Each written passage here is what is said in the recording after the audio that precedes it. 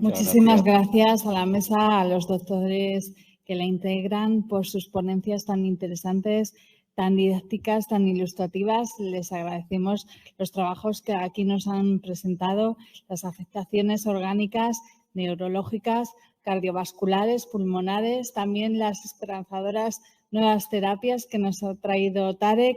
Yo creo que son noticias muy positivas para todos.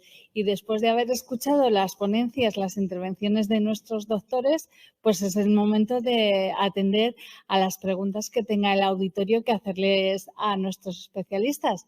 Mis compañeras de organización están aquí ya con los micrófonos para acercárselos a ustedes.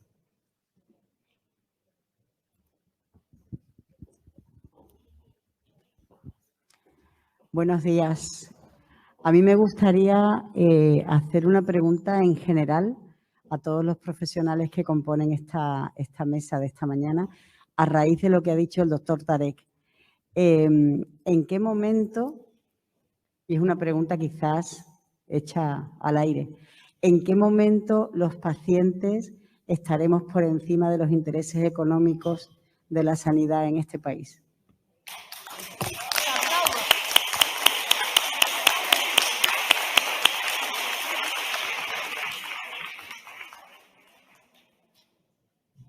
Yo respondería en el momento que la sanidad le importe a las administraciones, no como para sacar dinero, sino como para salvar vidas. Hasta que no cambiemos el...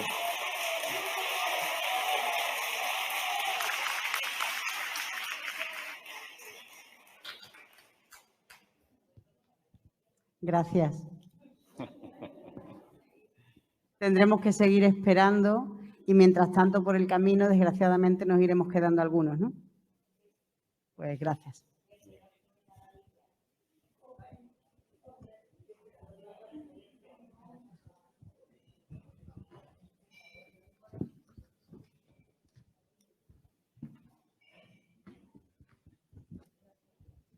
Hola, quería preguntarle al profesional de cardiología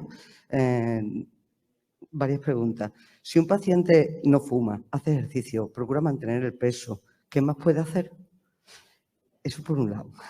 Bien. Y por otro, si un paciente con diagnóstico de aneurisma continúa teniendo brotes y necesitando ingesta de corticoides en pulsos altos o de mantenimiento, ¿debería ser revisado con más frecuencia que el resto de pacientes con aneurismas?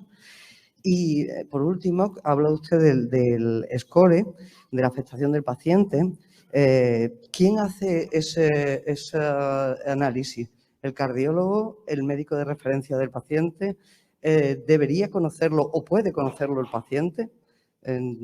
¿Solamente o se refleja en el informe? Eso. Vale.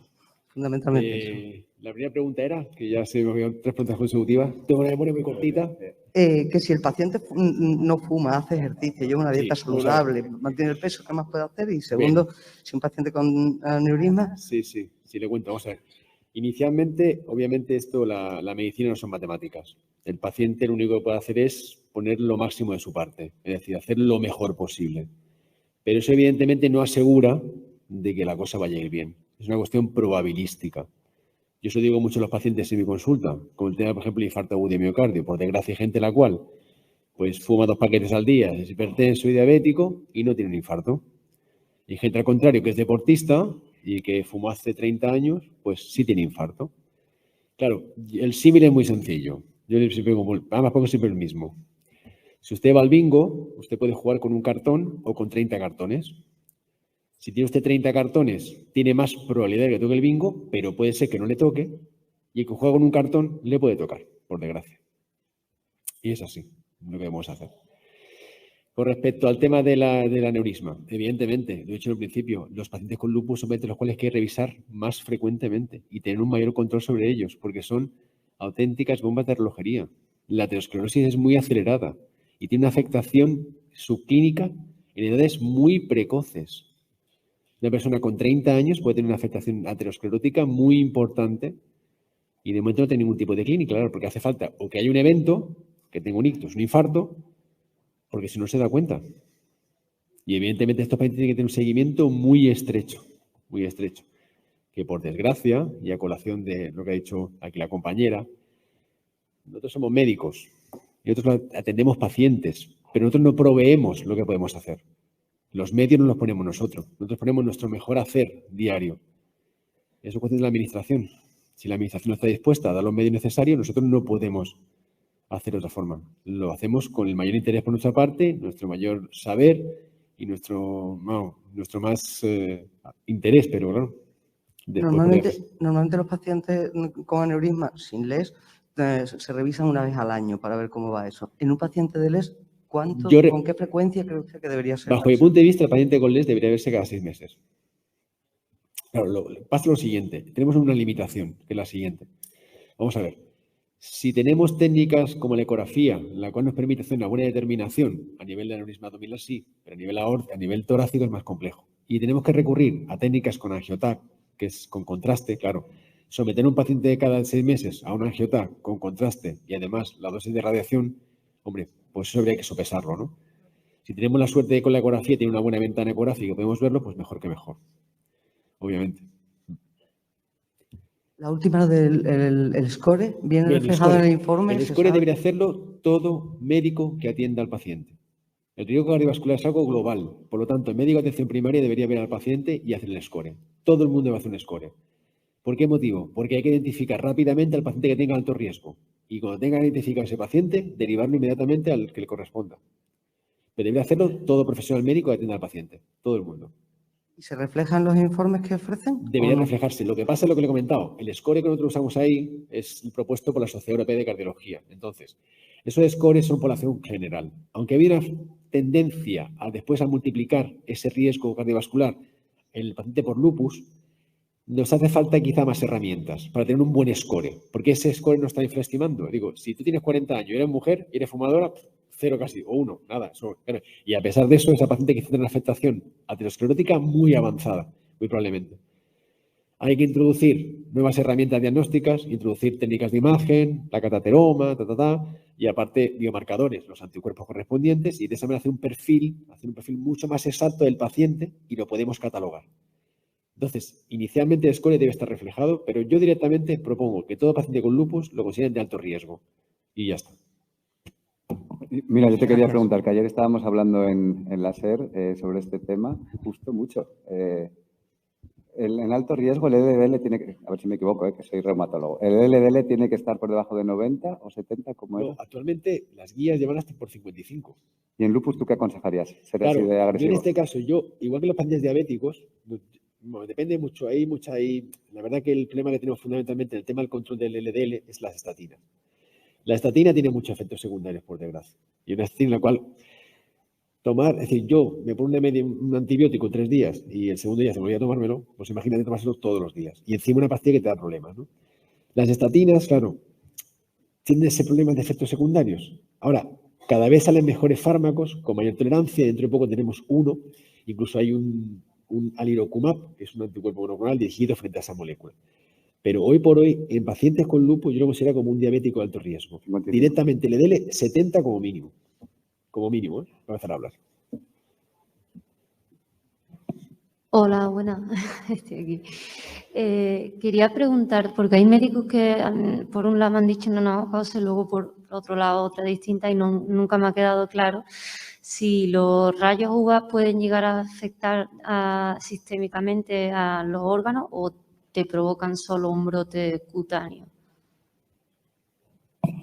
Solo hay un artículo que lo ha estudiado. En la literatura siempre se ha dicho. Mi percepción es que sí. Exponerte al sol puede hacer un brote de los órganos, no solo de la piel, ¿vale?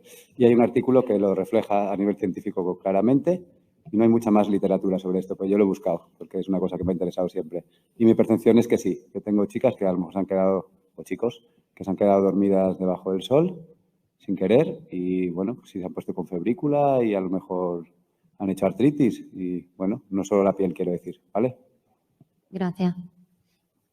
Segunda pregunta, porque yo soy recién diagnosticada y lo de la neblina lúpica no sé muy bien si tiene una duración específica en el brote o realmente qué consiste. A mí me pasa a veces que me siento que no, como que no puedo pensar claramente, o leo las cosas y las tengo que leer 2 veces, aunque haya leído correctamente y prestando atención, pero como que no, o me están hablando y no termino de entender lo que me están diciendo, aunque sea algo muy sencillo. Entonces, ¿esos son brotes de un día o durante toda la actividad de la enfermedad permanece? Bueno, como todos los síntomas en una enfermedad de origen autoinmune como esta, habitualmente la evolución es en brotes, ¿eh? Es decir, no se trata de una evolución progresiva, eso es típico de enfermedades degenerativas, ni tampoco, sí es una enfermedad crónica, pero de base autoinmune, y lo característico es la evolución en brotes. También en los síntomas neurológicos se produce eso. Y es verdad que la expresión clínica habitual es esa, ¿no? Es decir, una sensación de dificultad de concentración, hay una afectación preferente de la atención, dificultad para encontrar las palabras y sobre todo una afectación marcada de la memoria también, de la memoria inmediata, ¿no? Todo eso crea pues esa situación de confusión mental, pero una cosa bastante característica. Forma parte de la expresión clínica, y lo que quiere decir es que hay un proceso activo desde el punto de vista inflamatorio, que en este caso pues, ha llegado a afectar al sistema nervioso. Y se acompaña siempre de afectación neuropsiquiátrica en forma de cuadros de depresión, cuadros de ansiedad, de mayor o menor grado, pero suele ser un acompañante habitual. ¿Y problemas de visión también van acompañados? Porque a mí sí que también me ocurre. Bueno, pero no tenemos que, o sea, cuando hablamos de neblina lúpica nos estamos refiriendo a la afectación neurológica, ¿eh? Es verdad que en el lupus hay una afectación oftalmológica, que es una cosa más orgánica y que puede afectar a la agudeza visual, evidentemente. Pero el término de neblina lúpica hace referencia a la afectación neurológica. ¿Puede estar más relacionado con las migrañas y cefaleas diarias? Que bueno, suelen venir, claro, cuando hablo de que hay afectación en forma de brotes, cuando se produce una descarga de citoquina y de producción de anticuerpos, en ese momento donde aparece la sintomatología. Entonces, no es infrecuente que venga acompañado también de dolor de cabeza. Una palabra sobre la primera pregunta de todas. Creo que la clave para, y el mensaje que habría que trasladar a la administración es que lo fundamental aquí es la potenciación de la investigación. De nada nos serviría que las administraciones pusieran toda su buena voluntad si no tenemos investigación de base que nos arroje resultados en forma de nuevas terapias y nuevas maneras de abordar la enfermedad. Es necesario que las administraciones, o sea, la manera de responder sería elevar el presupuesto dedicado a investigación, esa es la base. Si no, por mucha buena voluntad o por muchas promesas que hagan las administraciones, no vamos a llegar a ningún sitio.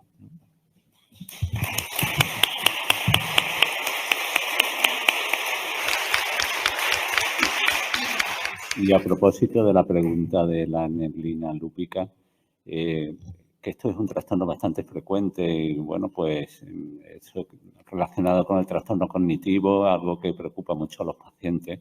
Sin embargo, la mayoría de las veces no es un problema progresivo que no debe preocupar tanto, aunque realmente resulta molesto para el paciente.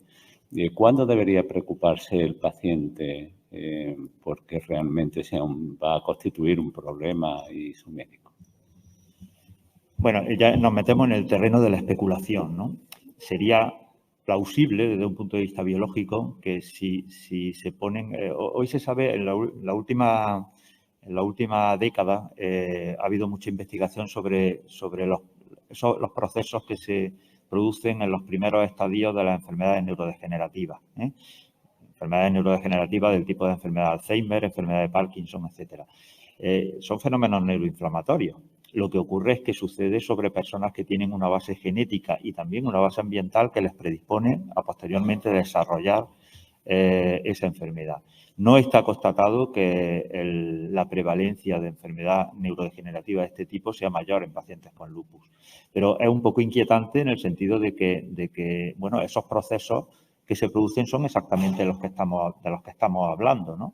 Y hay otra cosa, en el envejecimiento se produce inevitablemente un deterioro de la barrera hematoencefálica, con lo cual el cerebro está expuesto a todo lo que está ocurriendo fuera.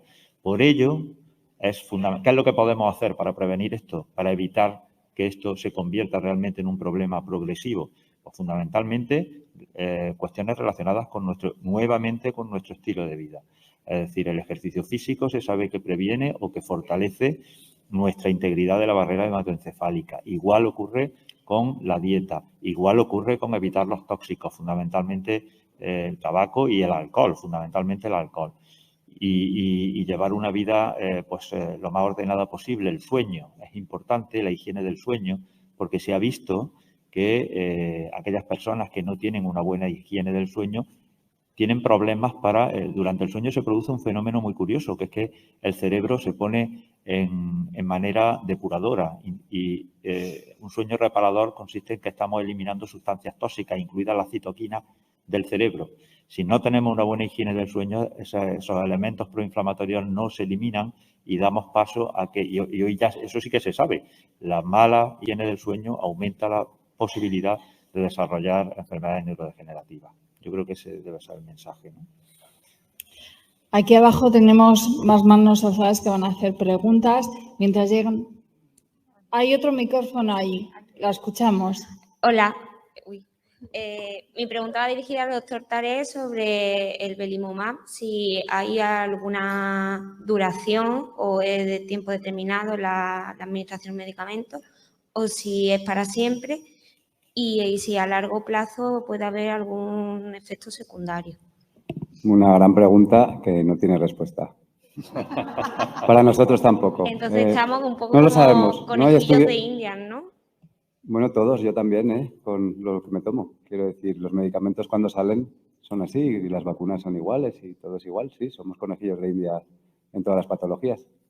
La farmacoindustria investiga, lo prueban en animales, luego hace estudios de seguridad en personas y luego se empieza a utilizar en personas. Pero hay veces que después de 10 años de uso te dicen, oiga, ya no se toma más este fármaco que se ha visto que no es seguro. Pero eso es con todos los fármacos, no solo con el belimumab. Con todos son igual, hasta con el paracetamol. Te quiero decir que sí, somos conejillos de India todos, sí. Y había dicho también sobre... ¿Y hasta cuándo no te puedo decir? Porque no hay estudios a más de 10, 15 años, porque es un fármaco nuevo. Es una pregunta que nos hacemos constantemente, Yo me lo hago, entonces creo que lo primero que empezaríamos a hacer es alargar el intervalo. En subcutáneos cada semana, a lo mejor si llevas 10 años tomándolo y no tienes ni un síntoma desde hace 5, pues a lo mejor podrías, como en otros biológicos que estamos utilizando en artritis reumatoide, espondilitis, etcétera, alargar los intervalos. Eso podría ser una solución. Y cuando ya vas alargando tanto, pues empiezas cada 2 semanas, luego a lo mejor cada 4 y a lo mejor algún día ya no lo pones, por ejemplo. Pero no es una pregunta que te pueda contestar porque no hay estudios al respecto. Y había comentado también que si primero el biológico y después el inmunosupresor o al revés, pero a la vez hay... A la vez, claro. A la vez, el belimumab es extremadamente seguro. Se puede poner con todo lo que esté tomando el paciente. Yo cuando pongo belimumab, normalmente el paciente está tomando micofenolato a dosis plenas, hidroxicloroquina a dosis plenas y 30 o 40 miligramos de prednisona. Y ahí pones belimumab. Y no hay ningún problema de infecciones. Es uno de los fármacos más seguros. Así como que tarda mucho, que ese es el problema que tiene, es uno de los fármacos que menos interacciona con otros fármacos, que no da infecciones, más seguro a largo plazo y es muy efectivo a partir del 6º mes. Evita los brotes, evita el daño acumulado. Gracias. Y luego ya vas quitando los demás y puedes dejar al paciente monoterapia con belimumab al final, probablemente, o no. Cada uno depende de la carga inflamatoria que tenga cada paciente. Hola.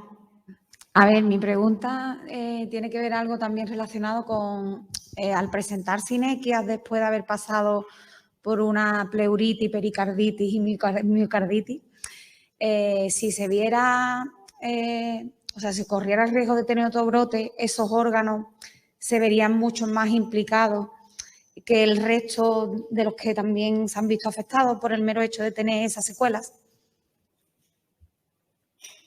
Bueno, vamos a ver.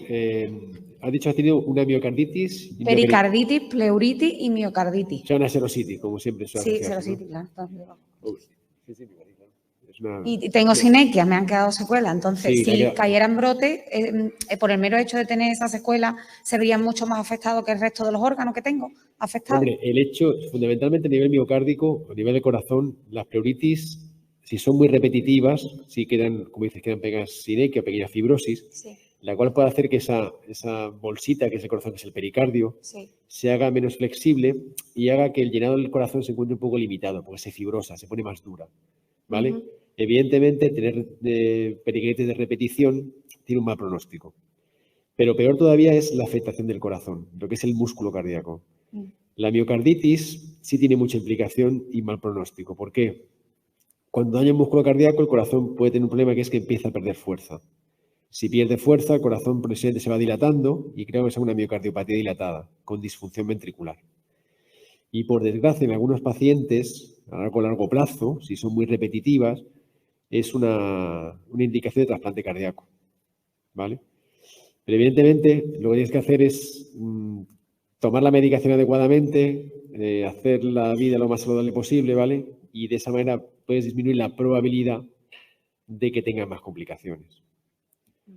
Yo sinceramente a todos los pacientes de lupus los admiro sinceramente porque son gente la cual están luchando continuamente. Es una lucha continua de una enfermedad a la cual por desgracia no tiene cura. Y evidentemente la medicación lo que hace es sobrellevar la mejor manera posible esas complicaciones. Pero sinceramente os admiro muchísimo, ¿eh? Porque sois luchadores natos, ¿eh?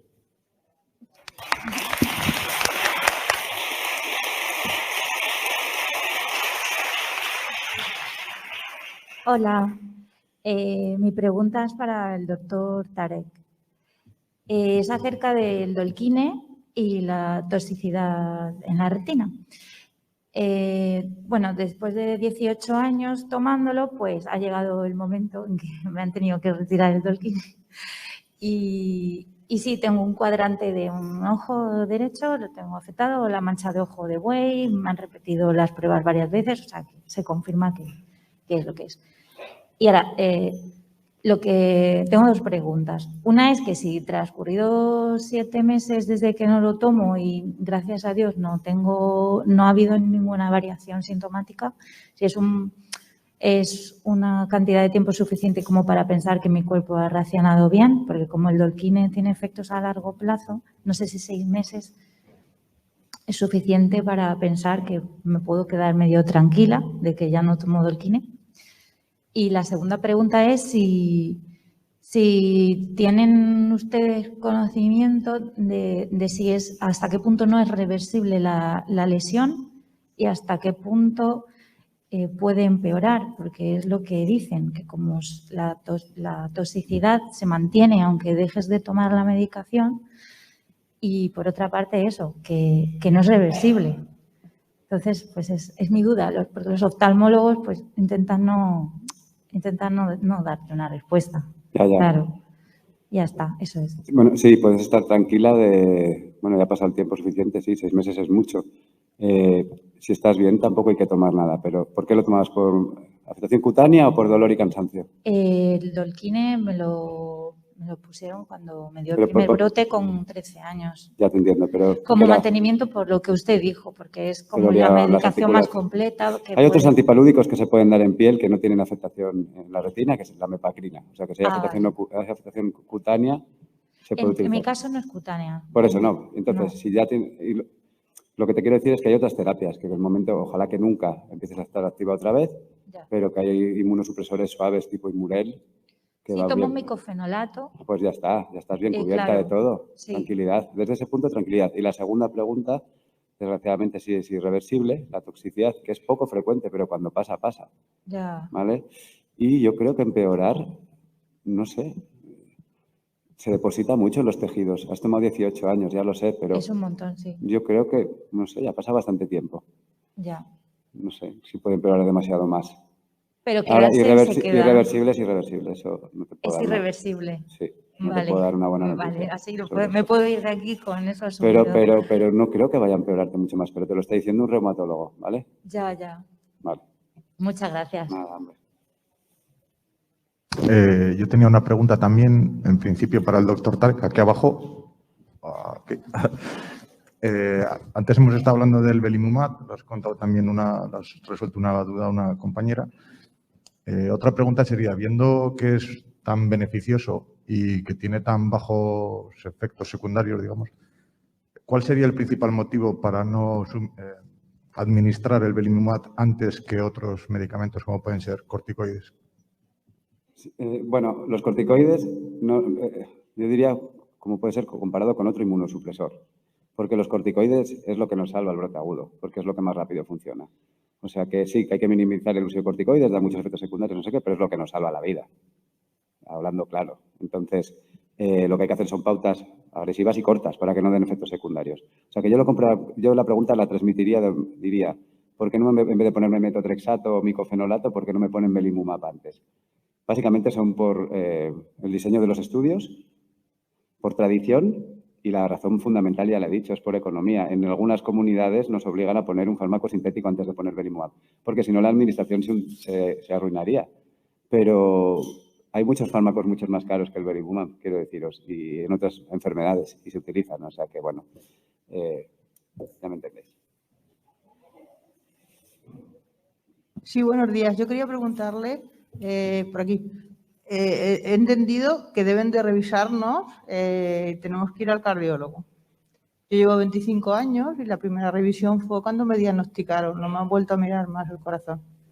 Y luego, para el neurólogo, quería comentarle que las migrañas, puedes perder un campo de visión. Perdón, Si con la migraña se puede perder un campo de visión. Eso. Bueno, lo he dicho anteriormente, ¿no? Todo paciente lúpico debería pasar por el cardiólogo. Debe ser valorado. Eso es así. Claro, la cuestión es que luego, posteriormente, lo de siempre, ¿no? Lista de espera, etcétera, etcétera. Bueno, debería ser valorado, sí. Porque digo, por el tema de la aterosclerosis tan avanzada. Y sobre todo en mujeres, que son mujeres jóvenes. Una valoración te cuesta poco. Y además una ecografía cardíaca cuesta poco. ¿Por qué? Y no solamente por el hecho de la aterosclerosis, sino por el hecho de la hipertensión pulmonar. Una ecografía te permite ver rápidamente, una técnica muy poco cruenta, la presión pulmonar, indirectamente. Y ya te guía el paciente para tratarlo lo antes posible y abordar rápidamente al paciente. Pero sí, así es.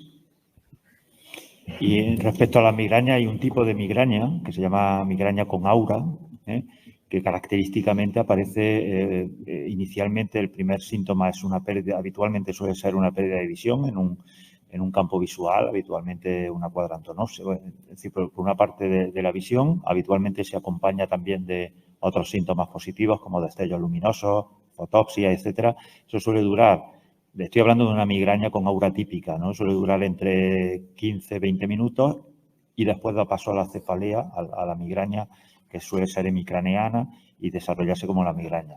Si eso es así, eso forma parte de un cuadro conocido que es la migraña con aura. ¿Cuándo debemos de pensar que no es tan habitual? Pues cuando esa pérdida de visión se prolonga o permanece una vez que ha pasado la migraña. Entonces, ya he dicho que hay algunos tipos de dolores de cabeza que en el contexto del lupus hay que tener especial precaución, ¿no? Entonces, si cualquier síntoma deficitario neurológico permanece durante un periodo prolongado y no es explicable en el contexto de esto que acabo de decir, pues hay que consultar y hay que descartar que se trate de otra cosa, ¿no? Pues ya se nos acaba el tiempo de preguntas. Tenemos una rápidamente porque vamos justos. Voy al doctor Tarek. Mire, mi marido empezó con un cuadro de diarrea, el páncreas un poquito afectado, y resulta que ahora termina con los fosfolípidos, tiene un síndrome de fosfolípidos. A un enfermo lúpico, como ha comentado usted, que puede tener afectación intestinal más el páncreas, intestinalmente lo está llevando un digestivo, que más o menos lo lleva bien, pero el páncreas como que no le han... Ahí está, pero que no le han dado mayor relevancia.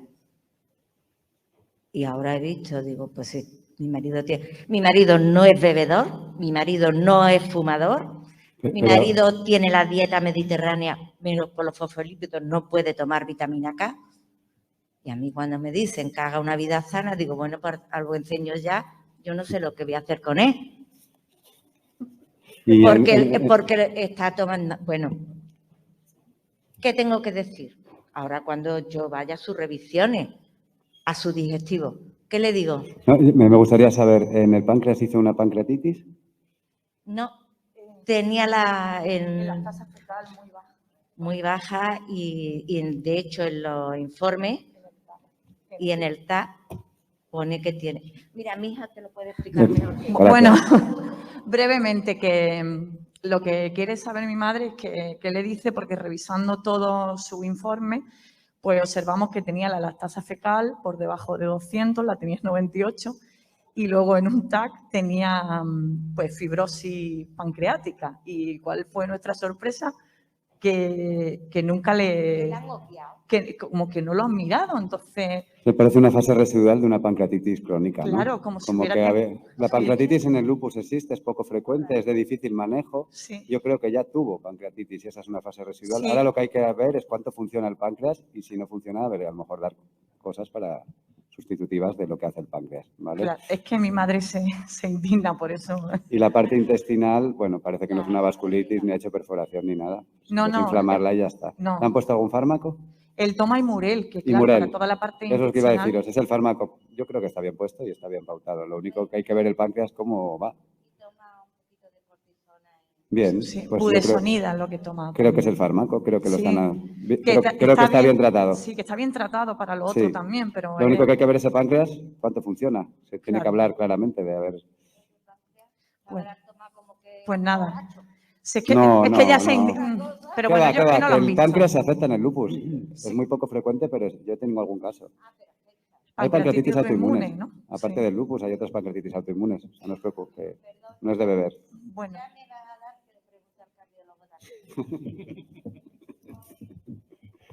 No. Ya mejor en petit comité. Venga. Aunque ya estamos ocupando parte del tiempo destinado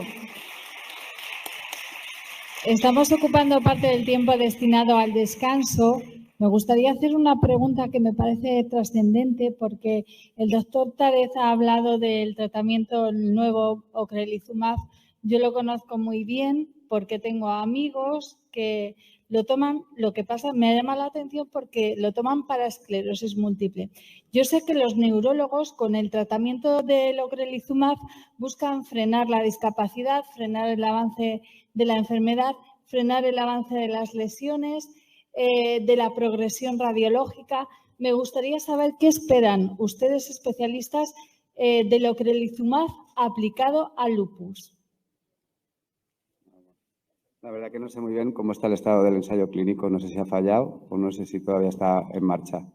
También el rituximab se utiliza en esclerosis múltiple también, ¿eh? O sea que hay muchos fármacos en común.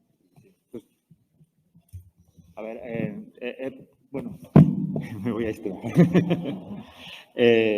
Esto es de lo que hablaba yo en mi última diapositiva. Es decir, tenemos la ventaja de que en los últimos 15 años, o incluso más, se han desarrollado muchos fármacos en un modelo de enfermedad inmunomediada del sistema nervioso que es la esclerosis múltiple. Esos fármacos tienen eficacia sobre los procesos neuroinflamatorios.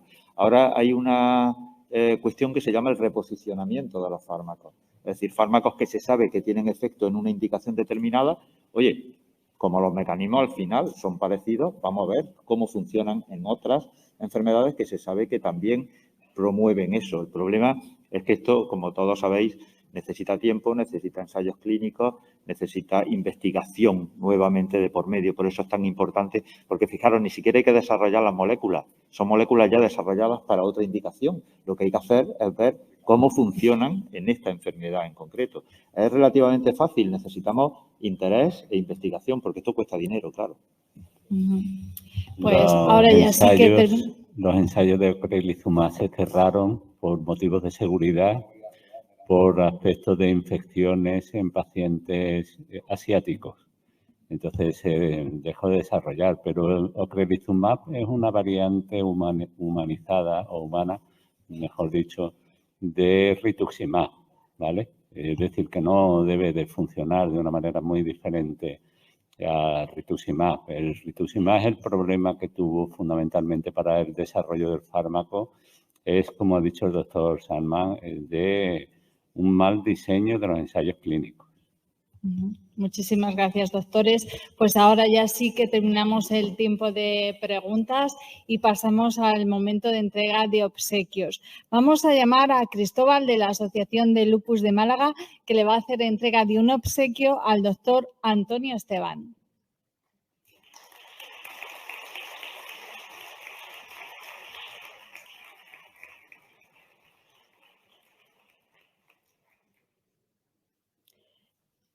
También vamos a llamar, ya sube Cristóbal.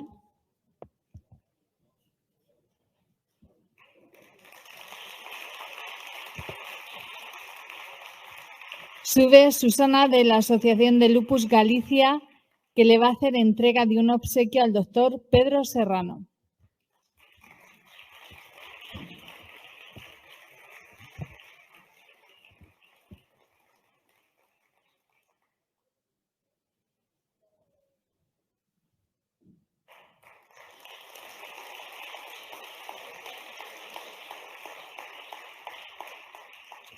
A continuación, Silvia Pérez Ortega, presidenta de FELUPUS, le hará entrega de un obsequio al doctor Tarek Salman.